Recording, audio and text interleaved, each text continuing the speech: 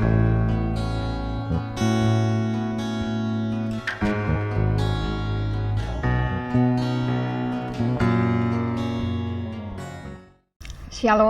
saudaraku yang dikasihi Tuhan. Hari ini kita ada di hari ke-17 dalam gerakan membaca Alkitab. Sebelum kita membaca Alkitab, mari kita berdoa. Kami memuji memuliakan Engkau Tuhan yang menuntun perjalanan hidup kami sampai di hari ini. Dan saat ini kembali kami siap untuk membaca Alkitab di hari yang ke-17. Kiranya Roh Kudus menolong kami semua agar supaya pembacaan Alkitab yang akan kami baca di hari ini benar-benar boleh menjadi berkat dalam hidup kami. Dalam nama Tuhan Yesus kami berdoa. Amin. Saudara, mari kita membaca bagian Alkitab di hari ke-17 dalam Kejadian pasal 48 sampai pasal 50. Demikian firman Tuhan. Sesudah itu ada orang mengatakan kepada Yusuf, "Ayahmu sakit." Lalu dibawanyalah kedua anaknya, Manasye dan Efraim. Ketika diberitahukan kepada Yakub, "Telah datang anakmu Yusuf kepadamu," maka Israel mengumpulkan segenap kekuatannya dan duduklah ia di tempat tidurnya.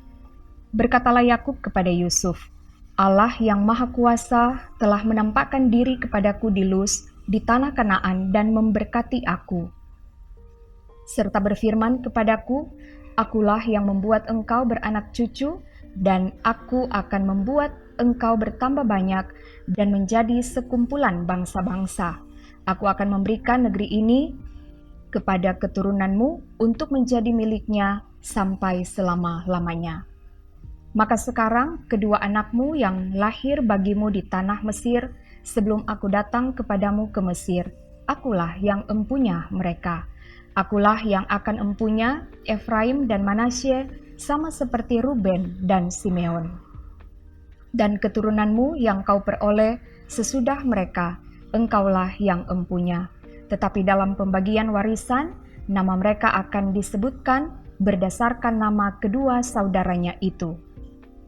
Kalau aku, pada waktu perjalananku dari Padan, aku kematian Rahel di tanah Kanaan di jalan, ketika kami tidak berapa jauh lagi dari Efrata, dan aku menguburkannya di sana, di sisi jalan ke Efrata, yaitu Betlehem." Ketika Israel melihat anak-anak Yusuf itu, bertanyalah ia, "Siapakah ini?" Jawab Yusuf kepada ayahnya, "Inilah anak-anakku yang telah diberikan Allah kepadaku di sini." Maka kata Yakub, "Dekatkanlah mereka kepadaku, supaya ku berkati mereka." Adapun mata Israel telah kabur karena tuanya, jadi ia tidak dapat lagi melihat. Kemudian Yusuf mendekatkan mereka kepada ayahnya, dan mereka dicium serta didekap oleh ayahnya. Lalu berkatalah Israel kepada Yusuf, "Tidak kusangka-sangka bahwa aku akan melihat mukamu lagi, tetapi sekarang Allah bahkan memberi aku melihat keturunanmu." Lalu Yusuf menarik mereka dari antara lutut ayahnya, dan ia sujud dengan mukanya sampai ke tanah. Setelah itu, Yusuf memegang mereka keduanya dengan tangan kanan dipegangnya Efraim, yaitu di sebelah kiri Israel, dan dengan tangan kiri Manasye, yaitu di sebelah kanan Israel, lalu didekatkannyalah mereka kepadanya. Tetapi Israel mengulurkan tangan kanannya dan meletakkannya di atas kepala Efraim, walaupun ia yang bungsu, dan tangan kirinya di atas kepala Manasye, jadi tangannya bersilang, walaupun Manasye yang sulung.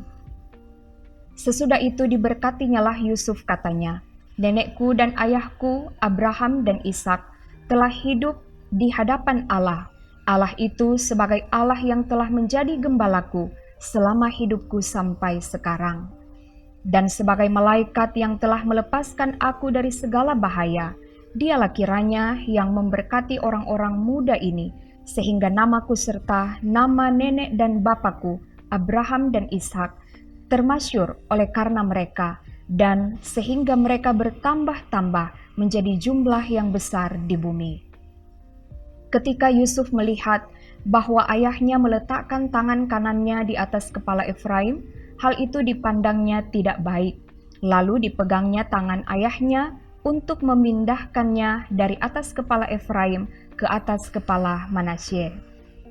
Katanya kepada ayahnya, "Janganlah demikian, ayahku, sebab inilah yang sulung. Letakkanlah tangan kananmu ke atas kepalanya." Tetapi ayahnya menolak, katanya, "Aku tahu anakku, aku tahu. Ia juga akan menjadi suatu bangsa dan ia juga akan menjadi besar kuasanya. Walaupun begitu, adiknya akan lebih besar kuasanya daripadanya, dan keturunan adiknya itu akan menjadi sejumlah besar bangsa-bangsa." Lalu diberkatinyalah mereka pada waktu itu, katanya, "Dengan menyebutkan namamu lah orang Israel akan memberkati demikian. Allah kiranya membuat engkau seperti Efraim dan seperti Manasye. Demikianlah didahulukannya Efraim daripada Manasye." Kemudian berkatalah Israel kepada Yusuf, "Tidak lama lagi aku akan mati, tetapi Allah akan menyertai kamu dan membawa kamu kembali ke negeri nenek moyangmu. Dan sekarang aku memberikan kepadamu sebagai kelebihanmu daripada saudara-saudaramu, suatu punggung gunung yang kurebut dengan pedang dan panahku dari tangan orang Amori." Kemudian Yakub memanggil anak-anaknya dan berkata, "Datanglah berkumpul supaya kuberitahukan kepadamu apa yang akan kamu alami di kemudian hari. Berhimpunlah kamu dan dengarlah, ya anak-anak Yakub, dengarlah kepada Israel ayahmu. Ruben, engkaulah anak sulungku, kekuatanku dan permulaan kegagahanku. Engkaulah yang terutama dalam keluhuran, yang terutama dalam kesanggupan. Engkau yang membual sebagai air, tidak lagi engkau yang terutama, sebab engkau telah menaiki tempat tidur ayahmu. Waktu itu engkau telah melanggar kesuciannya, dia telah menaiki petiduranku." Simeon dan Lewi bersaudara, senjata mereka ialah alat kekerasan. Janganlah kiranya jiwaku turut dalam permupakatan mereka, janganlah kiranya rohku bersatu dengan perkumpulan mereka, sebab dalam kemarahannya mereka telah membunuh orang, dan dalam keangkaraannya mereka telah memotong urat keting lembu. Terkutuklah kemarahan mereka, sebab amarahnya keras. Terkutuklah keberangan mereka, sebab berangnya bengis. Aku akan membagi-bagikan mereka di antara anak-anak Yakub, dan menyerakkan mereka di antara anak-anak Israel. Yehuda, engkau akan dipuji oleh saudara-saudaramu.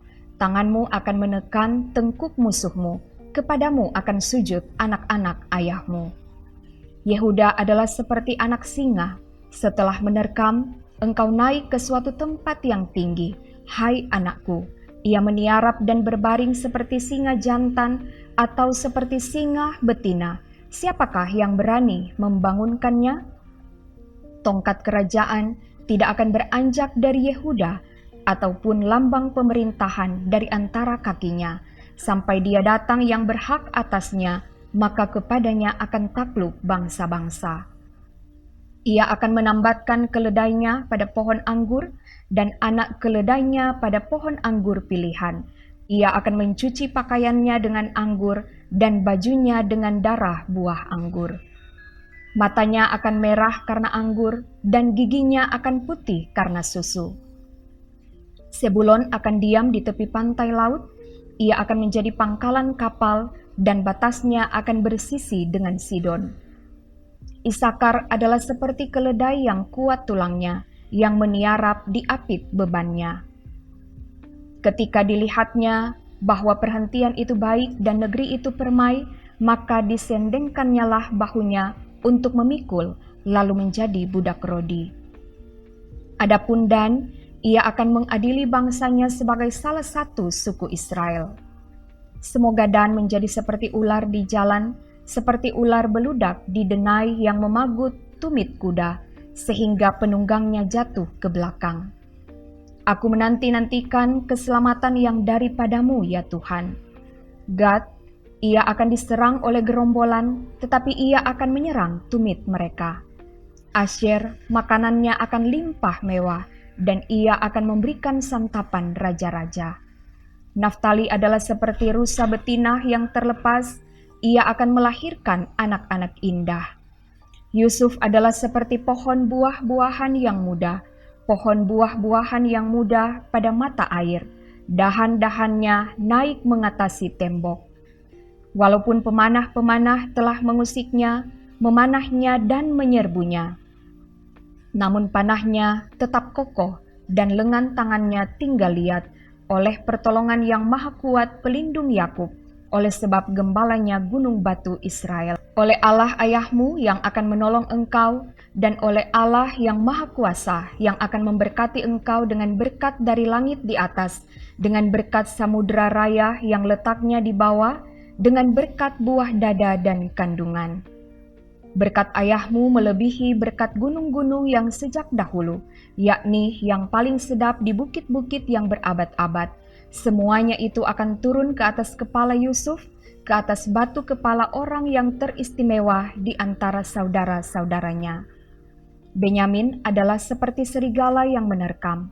Pada waktu pagi ia memakan mangsanya, dan pada waktu petang ia membagi-bagi rampasannya. Itulah semuanya suku Israel, 12 jumlahnya, dan itulah yang dikatakan ayahnya kepada mereka ketika ia memberkati mereka. Tiap-tiap orang diberkatinya dengan berkat yang diuntukkan kepada mereka masing-masing. Kemudian berpesanlah Yakub kepada mereka, apabila aku nanti dikumpulkan kepada kaum leluhurku, kuburkanlah aku di sisi nenek moyangku dalam gua yang di ladang Efron orang Het itu. Dalam gua yang di ladang Makpela di sebelah timur Mamre di tanah Kanaan, ladang yang telah dibeli Abraham dari Efron orang Het itu untuk menjadi kuburan milik. Disitulah dikuburkan Abraham beserta Sarah istrinya, disitulah dikuburkan Ishak beserta Ribka istrinya. Dan disitulah juga kukuburkan Lea. Ladang dengan gua yang ada di sana telah dibeli dari orang Het. Setelah Yakub selesai berpesan kepada anak-anaknya, ditariknyalah kakinya ke atas tempat berbaring dan meninggallah ia. Maka ia dikumpulkan kepada kaum leluhurnya. Lalu Yusuf merebahkan dirinya mendekap muka ayahnya serta menangisi dan mencium dia. Dan Yusuf memerintahkan kepada tabib-tabib, yaitu hamba-hambanya, untuk merempah-rempahi mayat ayahnya. Maka tabib-tabib itu merempah-rempahi mayat Israel. Hal itu memerlukan 40 hari lamanya, sebab demikianlah lamanya waktu yang diperlukan untuk merempah-rempahi, dan orang Mesir menangisi dia 70 hari lamanya. Setelah lewat hari-hari penangisan itu, berkatalah Yusuf kepada seisi istana Firaun, "Jika kiranya aku mendapat kasihmu, katakanlah kepada Firaun, bahwa ayahku telah menyuruh aku bersumpah katanya, tidak lama lagi aku akan mati. Dalam kuburku yang telah kugali di tanah Kanaan, disitulah kau kuburkan aku. Oleh sebab itu, izinkanlah aku pergi ke sana, supaya aku menguburkan ayahku, kemudian aku akan kembali." Lalu berkatalah Firaun, "Pergilah ke sana dan kuburkanlah ayahmu itu, seperti yang telah disuruhnya engkau bersumpah." Lalu berjalanlah Yusuf ke sana untuk menguburkan ayahnya, dan bersama-sama dengan dia berjalanlah semua pegawai Firaun, para tua-tua dari istananya, dan semua tua-tua dari tanah Mesir. Serta seisi rumah Yusuf juga, saudara-saudaranya dan seisi rumah ayahnya, hanya anak-anaknya serta kambing domba dan lembu sapinya ditinggalkan mereka di tanah Goshen. Baik kereta maupun orang-orang berkuda turut pergi ke sana bersama-sama dengan dia, sehingga iring-iringan itu sangat besar. Setelah mereka sampai ke Goren Haatat yang di seberang sungai Yordan, maka mereka mengadakan di situ ratapan yang sangat sedih dan riuh. Dan Yusuf mengadakan perkabungan 7 hari lamanya karena ayahnya itu. Ketika penduduk negeri itu, orang-orang Kanaan, melihat perkabungan di Goren Haatat itu, berkatalah mereka, "Inilah perkabungan orang Mesir yang amat riuh." Itulah sebabnya tempat itu dinamai Abel Misraim, yang letaknya di seberang Yordan. Anak-anak Yakub melakukan kepadanya seperti yang dipesankannya kepada mereka. Anak-anaknya mengangkut dia ke tanah Kanaan, dan mereka menguburkan dia dalam gua di ladang Makpela yang telah dibeli Abraham dari Efron orang Het itu untuk menjadi kuburan milik, yaitu ladang yang di sebelah timur Mamre. Setelah ayahnya dikuburkan, pulanglah Yusuf ke Mesir, dia dan saudara-saudaranya dan semua orang yang turut pergi ke sana bersama-sama dengan dia untuk menguburkan ayahnya itu. Ketika saudara-saudara Yusuf melihat bahwa ayah mereka telah mati, berkatalah mereka, "Boleh jadi Yusuf akan mendendam kita dan membalaskan sepenuhnya kepada kita segala kejahatan yang telah kita lakukan kepadanya." Sebab itu mereka menyuruh menyampaikan pesan ini kepada Yusuf. "Sebelum ayahmu mati, ia telah berpesan, 'Beginilah harus kamu katakan kepada Yusuf, ampunilah kiranya kesalahan saudara-saudaramu dan dosa mereka, sebab mereka telah berbuat jahat kepadamu. Maka sekarang ampunilah kiranya kesalahan yang dibuat hamba-hamba Allah ayahmu.' Lalu menangislah Yusuf ketika orang berkata demikian kepadanya. Juga saudara-saudaranya datang sendiri dan sujud di depannya serta berkata, 'Kami datang untuk menjadi budakmu.' Tetapi Yusuf berkata kepada mereka, 'Janganlah takut, sebab aku inikah pengganti Allah? Memang kamu telah mereka-rekakan yang jahat terhadap aku, tetapi Allah telah mereka-rekakannya untuk kebaikan, dengan maksud melakukan seperti yang terjadi sekarang ini, yakni memelihara hidup suatu bangsa yang besar. Jadi janganlah takut, aku akan menanggung makanmu dan makan anak-anakmu juga.' Demikianlah ia menghiburkan mereka dan menenangkan hati mereka dengan perkataannya. Adapun Yusuf, ia tetap tinggal di Mesir beserta kaum keluarganya, dan Yusuf hidup 110 tahun. Jadi Yusuf sempat melihat anak cucu Efraim sampai keturunan yang ketiga. Juga anak-anak Makir, anak Manasye, lahir di pangkuan Yusuf.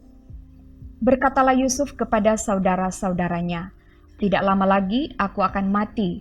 Tentu Allah akan memperhatikan kamu dan membawa kamu keluar dari negeri ini, ke negeri yang telah dijanjikannya dengan sumpah kepada Abraham, Ishak, dan Yakub.' Lalu Yusuf menyuruh anak-anak Israel bersumpah, katanya, 'Tentu Allah akan memperhatikan kamu. Pada waktu itu kamu harus membawa tulang-tulangku dari sini.' Kemudian matilah Yusuf berumur 110 tahun. Mayatnya dirempah-rempahi dan ditaruh dalam peti mati di Mesir." Demikian untuk pembacaan Alkitab di hari ke-17. Terima kasih saudara-saudara telah bersama-sama membaca Alkitab di hari ini. Tuhan Yesus memberkati. Shalom.